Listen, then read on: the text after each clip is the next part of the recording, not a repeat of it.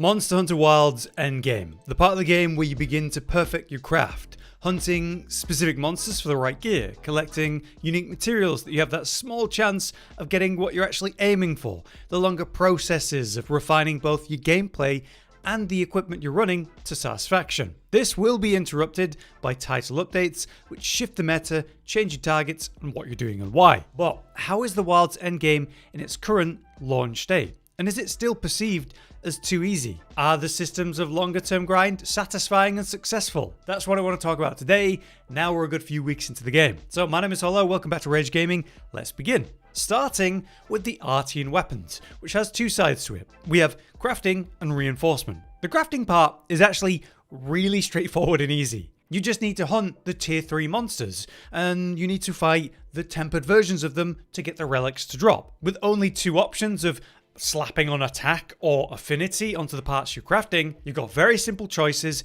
and most of the time attack boost is better anyway. So pretty straightforward. Just doing this for the first time with each weapon is no problem. Where the real grind is obviously in the reinforcement. You need enough materials to actually generate the 5 reinforcements for each weapon. If you're playing a lot of weapons, that'll be a process in itself, at least initially. So crafting the weapon's easy, reinforcing it properly, perfectly, is a lot harder. For most people though, getting 3 or 4 of the targeted reinforcement bonuses that you're looking for is not too hard and can be achieved in say 5 goes or so. But getting a perfect 5 out of 5, that's where the real grind on this one definitely is. But does it give you like a massive boost and is something that you absolutely desperately need? No, and that's why I think this is so good. It's attainable, it's achievable, and there's a longer term grind for those that want it, but is it absolutely required? No, and that's great. I will say that because of this, everyone is mostly using Artian weapons. There's a couple weapons that get to use 1 or 2 other options, but overall it results in very repetitive visuals, even though some of the Artian weapons are pretty standout, like the insect glaive, charge blade, transforming weapons in general. But the thing is, we're not used to having layered weapons at the start, like the first version of a game. I think back to World and how much of a grind the layered weapon system in that game was. But yeah, for the Artian weapons, I think overall I'm very positive on this system, and it's the best of an RNG weapon generator system they've done, easily in my opinion. I way prefer this over what was the misery of true RNG pulling back when we were doing Kul Tiroth, for example. So I think we've got it very good here. They've clearly learned from those systems and experiences, and I hope people acknowledge that.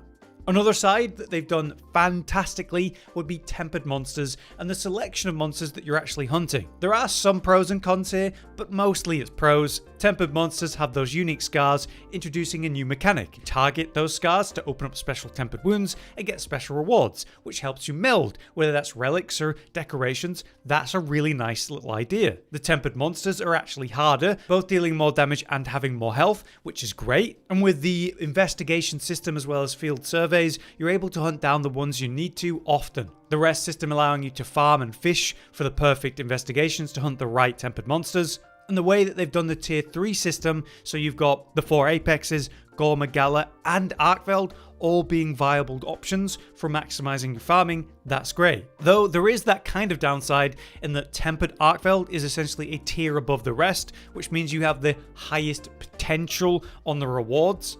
So if you're wanting to maximize your tempered rewards, you need to be also hunting a tempered arkveld in that hunt at a minimum. I do think that's unfortunate, but it does mean we engage a lot with the flagship, which I do love. But I think a refresh or update of the tier 3 monsters and what the most valuable monsters are should change long term, because that will get, boring eventually. Like I hunt the 4 apexes way less than I fight gore and especially arkveld. And for long-term variety, it'd be nice if the rewards were rebalanced in that way.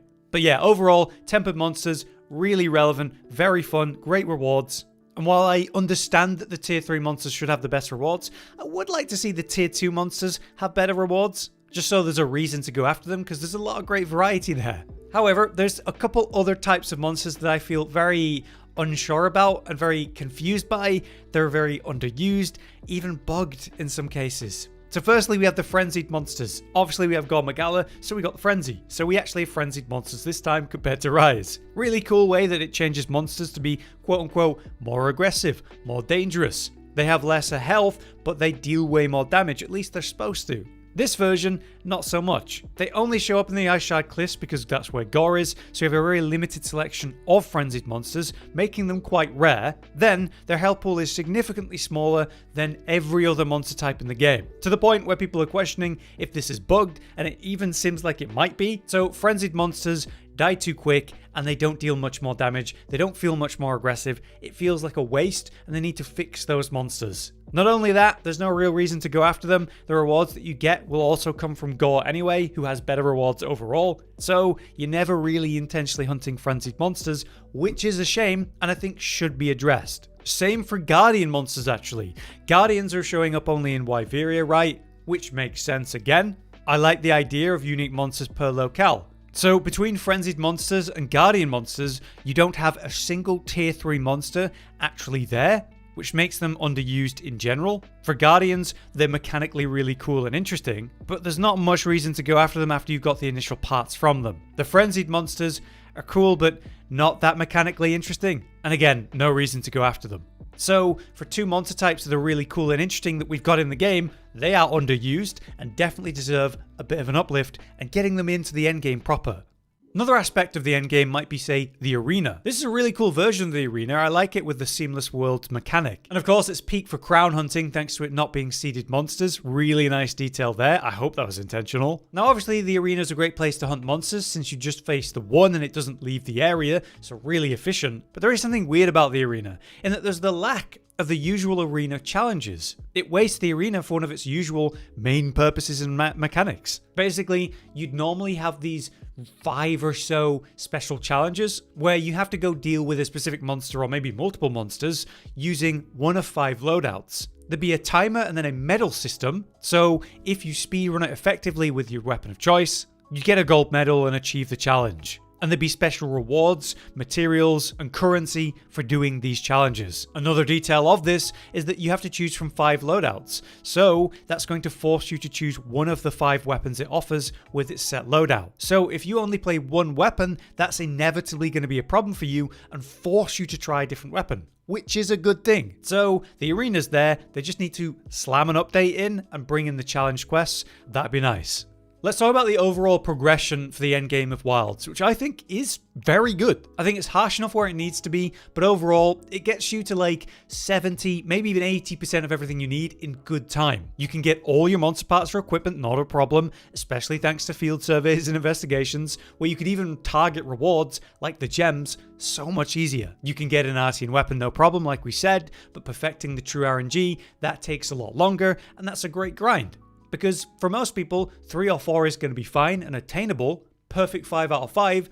The only people who are really going to go for that are the people that really care. And then they get something satisfying too. Now, decoration targeting, I think is really solid. I've seen complaints about it though. I like the idea of aiming for the hunts with the right rewards, be that the high rarity defensive or offensive decorations. You get a good pile of them, rolling that RNG really well. Melding in general is very kind. By Hunter rank 100, you can target crate a lot of them. This encourages you to reach rank 100 as the base point for launch version to get everything unlocked and get everything you might want. Most of the RNG remains in offensive decorations specifically, with the perfect duo skills you're hunting. Getting a decoration with the skill you need, not so hard, but getting the perfect roll with that extra skill just right, like the brilliant razor sharp 3 and 1 level handicraft for example, that's something that was so satisfying when I finally got it, and now I run it in so many setups. So I think that's really nice. You get what you need in good time, but perfect takes longer and isn't necessary, but is rewarding for those who want it. That's a good balance.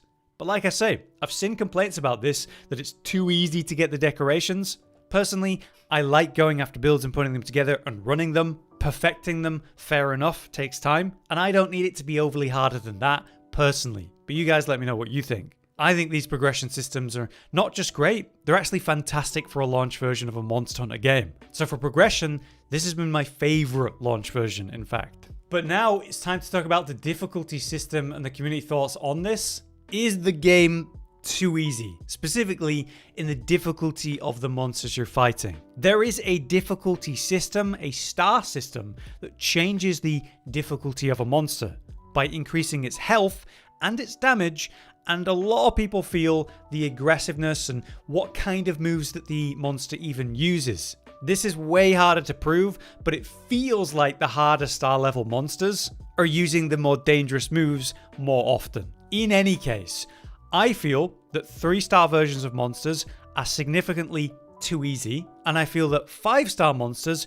are about right, actually. So I think the star system for difficulty is a cool idea, but it's caused a lot of big misunderstanding, especially about the final tier of monsters. And to tie this into the community, the main take that I've read over and over about this is that monsters just need more health, especially the final tier. If they had, say, 20 to 25% more health overall, that'd satisfy a lot of people in theory. But yeah, that just goes back to the whole difficulty and star system thing. The 5-star version of Gore feels a lot tougher if it's got more health and more damage compared to the 3-star version, which doesn't have enough of either of those. Personally, I don't think they need more health. Like a 5-star version of Gore and Arkveld doesn't need more health. What it needs is to be more obvious and also rewarding. You should get more rewards for taking down a 5-star version of a monster. It should be more obvious that that is a 5-star version of a monster. In the quest visuals, maybe even how the monster looks. If you think about the way tempered monsters have those special scars, I think a 5-star monster should have something visually unique about it. We're seeing this change now in speedrunners and how they're clearly labeling their runs with the star level in the title and thumbnail now, which is encouraging as more people are going to understand that. But I think they need to improve this system for clarity's sake, if not also rewards.